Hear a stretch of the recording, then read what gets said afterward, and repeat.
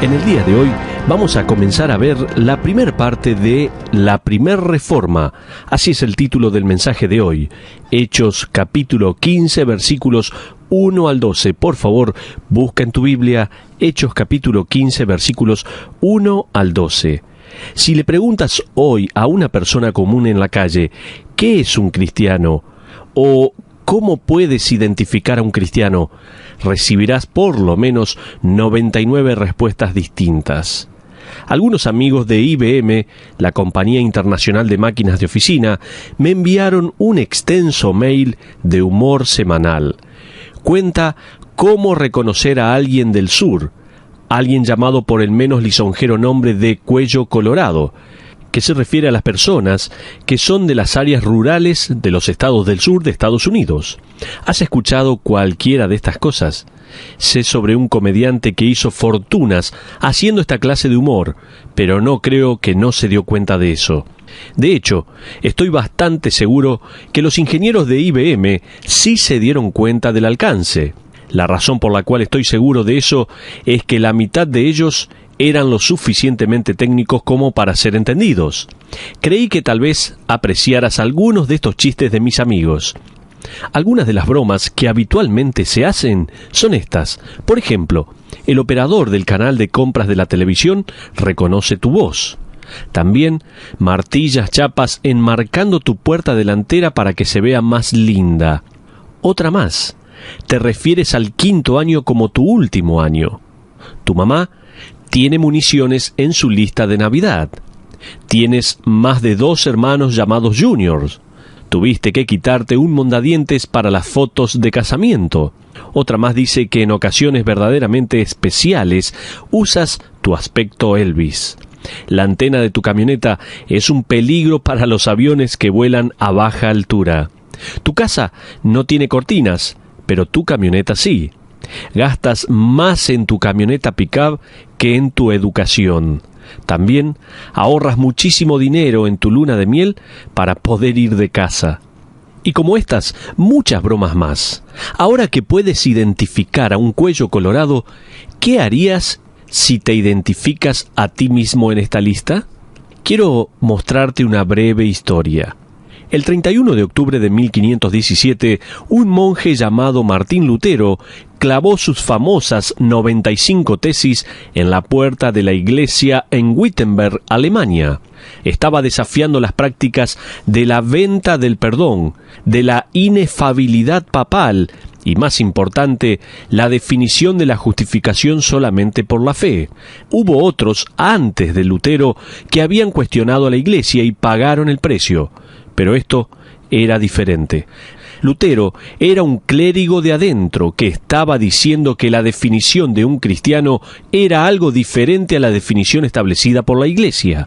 La Iglesia estaba diciendo: eres cristiano si haces penitencias, si concedes indulgencias, si vas a las misas, si confiesas tus pecados ante el sacerdote.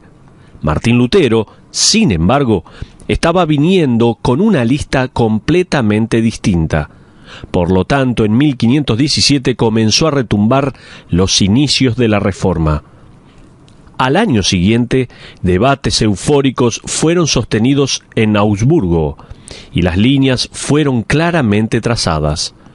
Fue en Augsburgo en donde la batalla gritó por la Reforma, sola escritura, y las escrituras solas fueron forjadas. Philip Melanchthon, cuya biografía acabé de leer, fue un brillante profesor griego en Wittenberg y el mejor amigo de Martín Lutero. Fue en realidad Melanchthon quien escribió el Loci, la primer teología sistemática de lo que se convertiría en el movimiento protestante. Martín Lutero, Philip Melanchthon y otros se convirtieron en los héroes del liberado pueblo alemán. La liberación vino a través de sus predicaciones y enseñanzas de un evangelio gratuito y del completo perdón. También se transformaron en enemigos de la Iglesia. El asunto en cuestión no era trivial. No estaban debatiendo el color de la alfombra o qué parte del piano debería estar enfrente de la iglesia. Ellos estaban poniendo en peligro sus vidas por la definición de la salvación, la autoridad del consejo y de los líderes de la iglesia, el perdón de los pecados y lo que daría a una persona la entrada a la iglesia. Creo que estamos viviendo en un tiempo emocionante. Es un periodo en la historia de la Iglesia cuando el debate sobre la naturaleza y la definición de la salvación se encuentra otra vez en el frente de la batalla. Estamos otra vez escuchando los sordos ruidos de la erupción del siglo XVI. Estamos escuchando los gritos de la sola Escritura como el primer axioma alrededor del cual se mueven todos los demás temas y debates. Aproximadamente todos los días hay algo en los periódicos o en las revistas sobre el debate entre los católicos y los protestantes acerca de los temas de la Iglesia y su doctrina. Un artículo reciente de nuestro periódico local narraba el acuerdo que fue declarado entre la Iglesia Evangélica Luterana en América y la Iglesia Católica Romana. Declararon que los puntos de la Reforma no fueran más asuntos de división en la actualidad. Tengo un número de una revista en donde se lee en la tapa este título: El significado de María, una lucha sobre su rol crece dentro de la Iglesia. El artículo dice esto, escucha muy bien. Hay una increíble ola moviéndose dentro de la comunidad católica para que se realice un nuevo dogma. Más de 100.000 firmas están llegando cada mes a Roma de personas de alrededor del mundo, quienes quieren ver que María tome el próximo paso en una progresión de ascensos que comenzó en el año 431, cuando se le dio el título de Madre de Dios, hasta 1854, cuando fue declarada haber sido elevada en su cuerpo al cielo en vez de sufrir la muerte. Ahora, el movimiento está ganando terreno para que ella sea declarada formalmente corredentora. El artículo termina allí.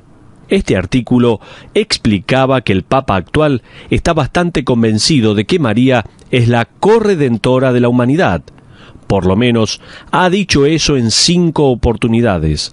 De hecho, en una cita fechada en abril de 1997, él dice así: habiendo creado al hombre, varón y mujer, el Señor también quería ubicar a la nueva Eva al lado del nuevo Adán. Entre paréntesis dice, siendo Cristo el nuevo Adán, en la redención. María, la nueva Eva, se transforma de esta manera en un ícono perfecto para la Iglesia. Podemos de esta manera llegar a la bendita Virgen implorando confiadamente por su ayuda en el singular rol confiado a ella por Dios, el rol de cooperadora en la redención. La Madre Angélica, una monja de la red televisiva Palabra Eterna, alcanza 55 millones de hogares en 38 países. Ella dijo en el aire esto: si el Santo Padre definiría este dogma, salvaría al mundo de grandes catástrofes y desataría la misericordia de Dios sobre este mundo. Hasta allí lo que ella dice. Lo que encuentro interesante es que esta revista, una revista secular, tiene el discernimiento como para poder sencillamente declarar esto. Este punto de vista parece contradecir la creencia básica del Nuevo Testamento, que dice: hay un solo Dios y un solo mediador entre Dios y los hombres, Jesucristo hombre, 1 Timoteo 2:5. Eso, damas y caballeros, es el centro del asunto. ¿Qué es lo que dicen las Escrituras? Este es el punto singular que podría desatar el debate. Lo que es tan emocionante para mí es que por primera vez en años la línea divisoria entre la verdad y el error será el grito de la Reforma: sola Escritura. Las Escrituras por sí mismas enseñan lo que es suficiente para la fe y para la práctica. Las Escrituras por sí mismas responden la pregunta: ¿cómo se ve un cristiano? ¿Qué es lo que una persona tiene que hacer para ser salva? El libro de los Hechos, en el capítulo 15, nos da la historia completa. Antes de que comencemos nuestro estudio sobre este capítulo, permíteme decir que no quiero que nadie malinterprete la introducción de este estudio. No estoy en una campaña en contra de los católicos, no estoy discutiendo sobre las personas, estoy argumentando por un evangelio puro. No estoy en contra de los católicos, estoy en contra de la teología católica romana y cualquier doctrina que sea extraña al Evangelio, el cual históricamente ha creído en la autoridad de las Escrituras por sí solas y en la justificación únicamente por la fe en Cristo. Veamos ahora la primer reforma. Ahora en Hechos, capítulo 15, una tormenta amenazando en Jerusalén y se está desparramando por Antioquía. La iglesia está tomando otra vista, una vista gentil. Necesitas comprender que los judíos ya no son los mayores accionistas en la iglesia, se está tornando en una iglesia gentil. El enfoque del ministerio se ha mecido lejos de Jerusalén y se ha centrado en Antioquía, en donde Pablo sirve como el pastor de las misiones. Vamos a ver algunos puntos de vistas diferentes. El problema es que los judíos están luchando, y con derecho, contra los vastos cambios. Preeminentemente entre ellos es la inclusión a la iglesia de los gentiles incircuncisos como miembros con todos los derechos que esto merecía. Veamos el punto de vista judaizante. La salvación es la fe en Cristo más la circuncisión. Ese es el contexto debajo de cada versículo de Hechos capítulo 15. Entonces algunos que venían de Judea enseñaban a los hermanos: si no circuncidáis conforme al rito de Moisés, no podéis ser salvos. Ahí lo tienes, simple y puro. No puedes ser salvo a menos que creas en Cristo, más la carga de la marca de la circuncisión. El otro punto de vista de la Reforma es que la salvación es la fe en Cristo sin nada más. Ahora quizás puedas decir, esto quizás no sea un gran asunto. Seguramente nadie queda atrapado en este tema. Es obvio que no tienes que ser circuncidado para convertirte en un cristiano. Eso es fácil, ¿verdad? Pero no es tan así. Vayamos a Gálatas capítulo 2 para descubrir juntos cuán profundamente se desarrolla esta controversia. El capítulo 2 recuenta que, justo antes del Consejo de Jerusalén de Hechos capítulo 15, la disensión estaba creciendo en Antioquía. Te da un panorama detrás de los bastidores de la tormenta que se estaba formando. Observa, desde el versículo 11 al 16. Dice la palabra de Dios: pero cuando Pedro vino a Antioquía, le resistí cara a cara, porque era de condenar. Pues antes que viniesen algunos de parte de Jacobo, comía con los gentiles, pero después que vinieron, se retraía y se apartaba, porque tenía miedo de los de la circuncisión.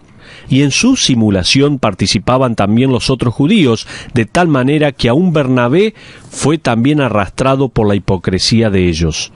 Pero cuando vi que no andaban rectamente conforme a la verdad del Evangelio, dije a Pedro delante de todos: si tú, siendo judío, vives como los gentiles y no como judío, ¿por qué obligas a los gentiles a circuncidarse? Nosotros, judíos de nacimiento y no pecadores de entre los gentiles, sabiendo que el hombre no es justificado por las obras de la ley, sino por la fe de Jesucristo, nosotros también hemos creído en Jesucristo para ser justificados por la fe de Cristo y no por las obras de la ley, por cuanto por las obras de la ley nadie será justificado. ¿Notaste quién estaba atrapado en la controversia sobre la inclusión de los creyentes gentiles? El versículo 12 nos dice que Pedro solía comer con los gentiles, pero cuando vinieron los líderes judíos, él comenzó a retraerse y a mantenerse a un lado. Dicho de otra manera, Pedro comenzó a actuar hipócritamente por miedo de los prominentes líderes judíos. Él estaba comiendo con los gentiles, disfrutando algunas costillas asadas y algunas salchichas ahumadas, hasta que algunos grandes censuradores vinieron a visitarlo desde su iglesia local en Jerusalén. De repente, los gentiles notaron que Pedro no estaba viniendo más a comer. De hecho, él ni siquiera les hablaría en la calle. Pedro no quería manchar su reputación judía. Observa quién más se involucró en esta división racial en el versículo 13. Dice la Biblia: y en su simulación participaban también los otros judíos. La iglesia está ahora dividida. Los creyentes judíos y los creyentes gentiles están sentados en distintos lugares del auditorio, ya no tenían cenas en común, El grupo de béisbol varonil se dispersó porque el lanzador era un judío y el catcher era un gentil, y se negaban a tocar la misma pelota. El pequeño Isaac no podía ir a jugar más a la casa de Alexander, porque la mamá de Alex no tenía una cocina autorizada. Este tema dividió la iglesia. Mira cuán arraigado estaba todo esto. ¿Notaste la chocante declaración en la última parte del versículo 13? Dice que aún Bernabé fue arrastrado por la hipocresía de ellos. El propio compañero de Pablo, el hombre que años antes había comenzado un reavivamiento en Antioquía, el hombre quien primero declaró a los gentiles como verdaderos creyentes, está ahora luchando debido a la influencia de los líderes y de sus propios años de tradición y adoración. La voz pasiva para el verbo arrastrado indica que aún Bernabé no jugó un rol activo en la hipocresía. En realidad, él fue arrastrado por su balance concerniente al tema. Él comprendió de dónde provenían los judíos y aún así, a él le agradaban los gentiles. Fue restaurado al equilibrio bastante rápido, ya que se unió a Pablo en el debate hacia los líderes judíos en el capítulo 15 de los Hechos. Por lo tanto, no estamos hablando acerca de un desacuerdo sobre el empapelado de la habitación de una dama. Estamos hablando sobre una división en la naturaleza y en la definición de la salvación. ¿Cómo sé eso? Por lo que sucedió en el versículo 14. Fíjate, dice la Biblia, pero cuando vi que no andaban rectamente conforme a la verdad del Evangelio, dije a Pedro delante de todos. Este desacuerdo es más que un asado, es un asunto sobre doctrina. Por lo tanto, Pablo agarra del cuello a Pedro y en presencia de todos, evidentemente en la próxima reunión de adoración, dice: Pedro, un día va a haber millones de personas que van a pensar que eras tan infalible como el primer papa. Pero déjame decirte algo, Pedro, estás equivocado hasta la muerte en esto. Realmente has tropezado teológicamente y estás desviando a todos contigo. ¿Has olvidado, Pedro, que un gentil no es salvo por obrar como un judío? Como nos dice el versículo 16, sabiendo que el hombre no es justificado por las obras de la ley, sino por la fe de Jesucristo, nosotros también hemos creído en Jesucristo para ser justificados por la fe de Cristo y no por las obras de la ley. Vamos, Pedro, enderézate. Para ahora mismo con esta hipocresía. Dicho sea de paso, la reprensión pública de Pedro resultó evidentemente en el reconocimiento de su error. Para el momento en que llegas a Hechos capítulo 15, es Pedro quien se convierte en el vocero principal al corregir la teología de los judíos, y él da su voto para incluir a los gentiles incircuncisos como miembros totales de la iglesia. Pero ahora vamos tomando partes y debatiendo la doctrina. Regresemos al capítulo 15 de los Hechos, veamos desde el versículo 1 al 5. Busca en tu Biblia, por favor, Hechos capítulo 15, versículo 1 al 5, donde dice la palabra de Dios así: Entonces algunos que venían de Judea enseñaban a los hermanos: si no os circuncidáis conforme al rito de Moisés, no podéis ser salvos. Como Pablo y Bernabé tuviesen una discusión y contienda no pequeña con ellos, se dispuso que subiesen Pablo y Bernabé a Jerusalén, y algunos otros de ellos a los apóstoles y a los ancianos para tratar esta cuestión. Ellos, pues, habiendo sido encaminados por la iglesia, pasaron por Fenicia y Samaria, contando la conversión de los gentiles, y causaban gran gozo a todos los hermanos. Y llegados a Jerusalén, fueron recibidos por la iglesia y los apóstoles y los ancianos, y refirieron todas las cosas que Dios había hecho con ellos. Pero algunos de la secta de los fariseos que habían creído se levantaron diciendo: es necesario circuncidarlos y mandarles que guarden la ley de Moisés. Hasta ahí la porción de la palabra. Durante siglos, el varón gentil que escogía seguir al Dios de Israel sería circuncidado como una señal exterior de que estaba siguiendo él la alianza dada por Dios a Abraham, y de esta manera siguiendo simbólicamente la ley de Moisés. La circuncisión marcaba al pueblo de Dios como apartado, puro y distinto de las naciones vecinas. En otras palabras, lo que la sinagoga ha hecho durante años a los gentiles proselitistas, la iglesia tiene que hacer ahora mismo. Eso decían ellos. Entras a la iglesia y al reino venidero a través de la puerta de la circuncisión. En realidad, el desacuerdo era mayor que la circuncisión. El debate era, ¿qué debo hacer para ser salvo? ¿Te das cuenta? Los judíos querían agregar la circuncisión. Hoy, algunos quieren agregar el bautismo de agua. Otros quieren agregar obras de gracia y amor. Algunos quieren agregar la asociación con la iglesia o adorar en un día específico, etcétera, etcétera, etcétera. El panorama religioso del siglo XX no es muy distinto al del siglo I. Dios dice, mi Hijo murió en la cruz por ti, a fin de pagar la penalidad de todos tus pecados, para ofrecer la salvación como un regalo gratuito. Dios quiere saber, ¿qué has hecho con mi Hijo? Ahora veamos los puntos de Pedro. Ahora miremos los versículos 6 y 7 en su primera parte de Hechos capítulo 15. Dice la Biblia, y se reunieron los apóstoles y los ancianos para conocer de este asunto. Y después de mucha discusión, Pedro se levantó y les dijo, necesitas comprender que cuando Pedro se paró, el concilio esperaba que él defendiera la circuncisión. Pedro era el judío de los judíos. Pedro era aquel quien ya había vacilado en su aceptación de los gentiles a la iglesia. Seguramente Pedro presentaría el asunto por amor a la ley. En cambio, Pedro da 3 puntos a favor del argumento de Pablo. Él, sin lugar a dudas, impacta a la audiencia.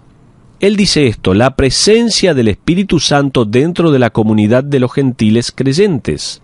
Su primer argumento a favor de aceptar a los gentiles fue la presencia del Espíritu Santo dentro de la comunidad de los gentiles creyentes. Miremos los versículos 7 en su última parte y el versículo 8. Dice la palabra, varones hermanos, vosotros sabéis cómo ya hace algún tiempo que Dios escogió que los gentiles oyesen por mi boca la palabra del Evangelio y creyesen. Y Dios, que conoce los corazones, les dio testimonio dándoles el Espíritu Santo lo mismo que a nosotros. Ahora puedes entender la importancia crítica de las señales de los dones. Cuando el Espíritu vino en Pentecostés, estuvo la señal audible de hablar en lenguas. Luego, en la casa de Cornelio, como Pedro alude en estos versículos, cuando los gentiles creyeron, el Espíritu de Dios manifestó el mismo don de lenguas a través de los gentiles. Pedro ahora sintetiza, los gentiles evidenciaron el mismo don, probando indiscutiblemente que ellos habían recibido el mismo Espíritu. En otras palabras, Dios no está mirando al creyente gentil de otra manera que como lo hace con el creyente judío. No está diciendo que los gentiles son de segunda categoría, no, absolutamente no. Eran iguales al pararse con los judíos, habiendo recibido la misma y exacta manifestación del Espíritu que los judíos, probando así que ellos habían recibido el mismo Espíritu. Por lo tanto, el primer punto es la presencia del Espíritu Santo. El segundo punto es el perdón de los pecados. Pedro manifiesta el perdón de los pecados. Observemos el versículo 9. Y ninguna diferencia hizo entre nosotros y ellos, purificando ¿por qué? ¿Por obras? ¿Por circuncisión? No, dice por la fe sus corazones. Él está marcando el perdón de los pecados se hizo a través de la fe. Estamos mencionando aquí los puntos principales que Pedro mencionó. Él dijo de la presencia del Espíritu Santo dentro de la comunidad de los gentiles creyentes. Él mencionó también el perdón de los pecados a través de la fe, pero también él menciona la incapacidad de la ley para salvar. El tercer punto es la incapacidad de la ley para salvar. Leamos el versículo 10. Dice la Biblia, ahora pues, ¿por qué tentáis a Dios poniendo sobre la cerviz de los discípulos un yugo que ni nuestros padres ni nosotros hemos podido llevar? En otras palabras, ¿sigues señalando la obediencia a la ley, las obras de la carne como medio para la salvación? Bueno, ¿quién entre nosotros ha sido capaz de sostener la ley? Deberías hacer un círculo a la palabra yugo y escribir en el margen de tu Biblia la referencia de Mateo capítulo 11, versículo 28. El yugo de la ley era una carga insoportable. El rabí Samaí y su escuela ya habían desarrollado las restricciones del Sabbat, que eran opresivas. Por ejemplo, en el Sabbat no podías cargar una silla de una habitación a otra, o estarías soportando una carga y de esta manera serías culpable de quebrar la ley. Una mujer no se podía mirar a un espejo, mucho menos ser tentada a depilarse una ceja, lo cual sería trabajar en el Sabbat. Ellos hasta han debatido durante bastante tiempo si sería o no culpable de llevar una carga un hombre que usara una pierna ortopédica o una dentadura postiza. Los 613 mandamientos de la ley misma eran una carga más grande de lo que un hombre podía llevar. La ley era un profesor para señalar a la humanidad la necesidad de un redentor. Revelaba nuestra necesidad de un Salvador sin pecado para cargar las penalidades de la culpa ante el santo Dios. Pedro está diciendo, ningún judío nunca pudo sostener la ley, entonces, ¿por qué imponérsela a los gentiles? Es por eso que Jesucristo dijo en Mateo capítulo 11, versículo 28, «Venid a mí, todos los que estáis trabajados y cargados, y yo os haré descansar». O dicho de otra manera, ¿están cansados del esfuerzo propio? ¿Están cargados con el error y el pecado reincidente? Vengan a mí. Jesucristo continuó diciendo en los versículos 29 y 30, «Llevad mi yugo sobre vosotros y aprended de mí, porque mi yugo es fácil y ligera mi carga». Las religiones del mundo hacen que la salvación sea difícil. Ellas dicen, haz esto, no hagas aquello, ven aquí, reza esto, di esto, termina esto. Pedro dice en el versículo 11, «Antes creemos que por la gracia del Señor Jesús seremos salvos de igual modo que ellos». La salvación es fácil, porque no está adjuntada a ninguna obra de parte del hombre. Es gratuita, solo porque Jesucristo pagó por ella. ¿Al yugo de quién estás adjuntado? ¿Al yugo de la religión o del esfuerzo propio o al yugo de Cristo? Veamos las ilustraciones de Pablo y Bernabé. Vamos a ver el versículo 12 de Hechos capítulo 15. Dice la palabra, «Entonces toda la multitud cayó y oyeron a Bernabé y a Pablo, que contaban cuán grandes señales y maravillas había hecho Dios por medio de ellos entre los gentiles». Pedro termina y se sienta y nadie habla. Puedo imaginar que estaban impactados, asombrados, quizás turbados. Luego ellos escuchan a Bernabé y a Pablo, mientras relacionaban señales y maravillas que Dios había hecho. Pedro proveyó del contenido del Evangelio y ahora Bernabé y Pablo van a dar dos ilustraciones. Ellos incluyen, primero, el testimonio personal. Segundo, las pruebas a través de las señales y maravillas. Pero llegamos a la conclusión de Santiago. Luego Santiago, el anciano de la iglesia de Jerusalén, como nos dice el versículo 13, se para entregar la decisión. Veremos esto más detalladamente en nuestra próxima charla sobre el libro de los Hechos. Pero Santiago se para entregar el veredicto y este es un momento increíble en la historia de la iglesia. Básicamente, Santiago concluye con dos cosas. Primero, que Dios se está moviendo entre los gentiles. Segundo, que la palabra de Dios justifica al movimiento. No es suficiente discernir un movimiento. Haz la pregunta, ¿valida la palabra de Dios al movimiento? ¿Es un movimiento que emana de las Escrituras, de la clara enseñanza de la palabra? Hasta casi puedes oír el grito de batalla de la primera Reforma. Sola Escritura. viniendo del veredicto de Santiago de parte de la Iglesia. Pero como conclusión, quiero mencionar esto. Cuando Martín Lutero fue finalmente tratado por la Iglesia como un hereje en abril de 1521, se paró ante la corte imperial en presencia del emperador, quien estaba ahí junto con los oficiales del Estado y de la Iglesia. Él estaba siendo cuestionado por el brillante teólogo católico romano John Eck. Se le estaba pidiendo que se retracte de sus enseñanzas relacionadas a la justificación y demás. Martín Lutero respondió ante este cargo de herejía diciendo esto. Estas fueron sus palabras.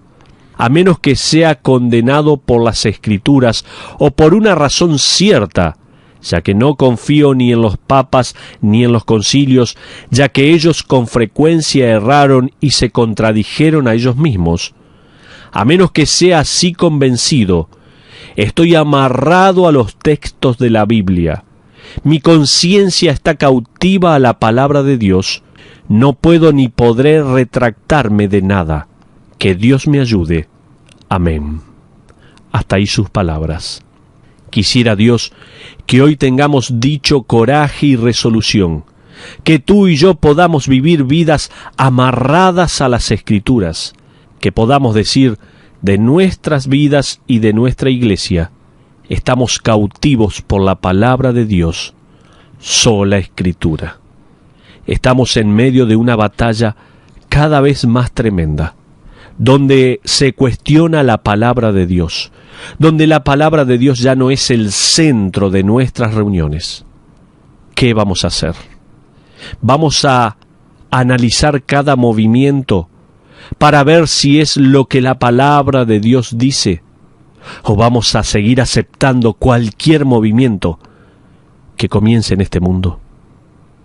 Que Dios nos dé la sabiduría necesaria, el valor necesario para acercarnos y amarrarnos a la palabra de Dios, como decía Martín Lutero, aferrarnos de ella, defenderla y levantarla en alto, cuando muchos hoy la esconden. Señor, te alabamos y te damos gracias por el ejemplo de hombres y mujeres que entregaron su propia vida para morir por causa de tu palabra, por causa de sostener en alto los principios de tu palabra. Señor, rogamos en este momento para que tú también nos ayudes a tener el mismo coraje y resolución, y que podamos vivir nuestras vidas amarradas a las Escrituras. Señor, ayúdanos. Si en algo hemos fallado, te pedimos perdón. Y Señor, te rogamos que nos des una nueva oportunidad para demostrar que realmente queremos amarte y servirte de todo nuestro corazón, obedeciendo a tu palabra. Te pedimos esto, agradecidos, y lo hacemos en el nombre de Cristo Jesús. Amén.